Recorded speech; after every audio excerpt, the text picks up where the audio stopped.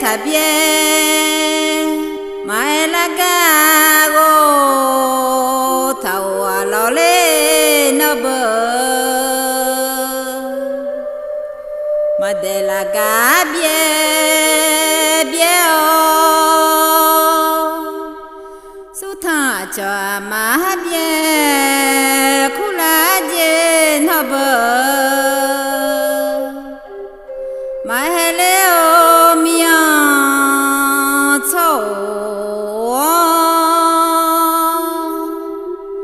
su tha cho mà châu khu la dê ra mi u bo su sa ra yo u bo su ga ma dê ta lo di sa khai che ra yo lên ho bờ à cha chuẩn bị đó thổi đó ba nhá ra yo lên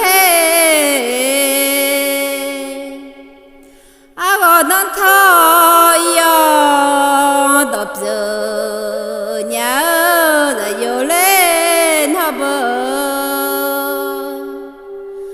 giảm hi abu thì ha la gạo mà lòng khẽ che mình đỡ lên ho bờ mà kha ya sao chi bu ya sao cho lo không mà khá chi che bơ mình đỡ lên ho bờ rồi ho ali thì ha la gạo ra nhìn nó ga rồi ho lên ho bờ khá nhìn nung nó bò nó ra giá ra vô lê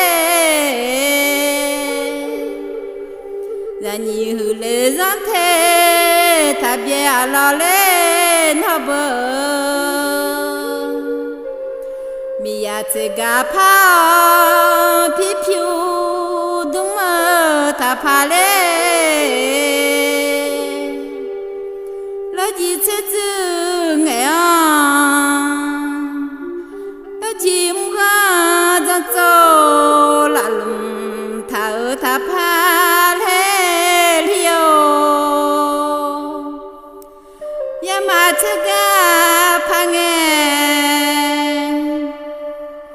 ya ngon không phi đã khá khơ thở thả pha lê to ra mía yo lo to ga lên ha bờ mà to ra mía mi lo to ga lên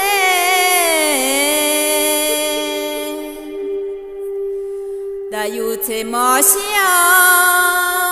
khỏi chờ thế xa mà pha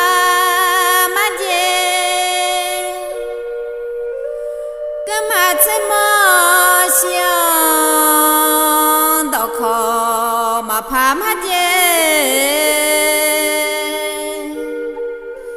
mà yêu khá bố thả thu lê yêu bố lê sao mi cha là nữ nè nhà lên hả bờ